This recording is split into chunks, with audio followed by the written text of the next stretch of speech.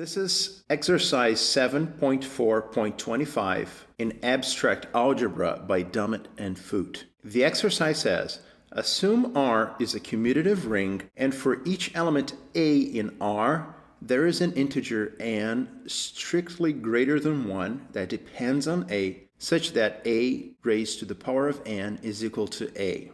And we are asked to prove that every prime ideal of this ring is a maximal ideal. So here's a sketch of the proof. First thing we do is to pick any proper prime ideal that we're going to denote I in R, and consider the quotient ring of R by this ideal I. Now we would like to show that this quotient that we're now denoting R bar is a field, and that will imply that every prime ideal of R is maximal. So why is that? Well, that comes from the theorem that says that the quotient of a commutative ring by an ideal is a field if and only if that ideal is maximal. We're also going to use proposition 13 that says that a quotient of a commutative ring by a prime ideal is an integral domain. Since we picked I to be a maximal and prime ideal, we will have that R bar is an integral domain. So in particular, it will have a multiplicative identity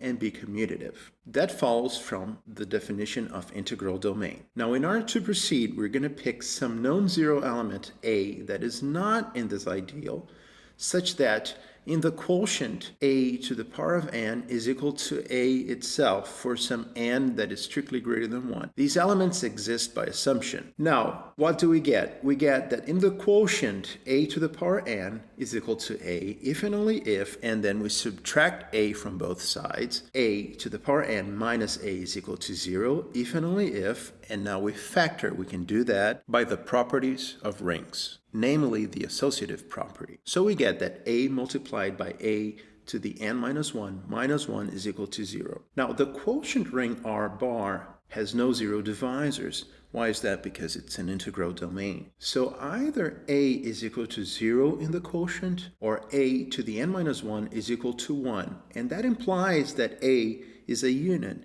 And why is that? Well, because if A to the n minus 1 is equal to 1, then A times A to the n minus 2 is equal to 1, and therefore A to the n minus 2 is the multiplicative inverse of A. Now, A cannot be equal to 0 in the quotient, because A is not in I. That means that A is not in the set of fibers above I, so it's not 0 in the quotient. We chose this A on purpose. So it follows that A is a unit. Since this choice was arbitrary, all such A in this quotient ring has a multiplicative inverse, and hence R bar is a field as desired. Now here's how the proof goes. Let I in R be an arbitrary proper prime ideal and consider the quotient ring R mod I. We must show that R bar is a field so that every prime ideal of R will be maximal. We observe by proposition 13 that R bar is an integral domain. So in particular, it has a multiplicative identity and is commutative. By assumption,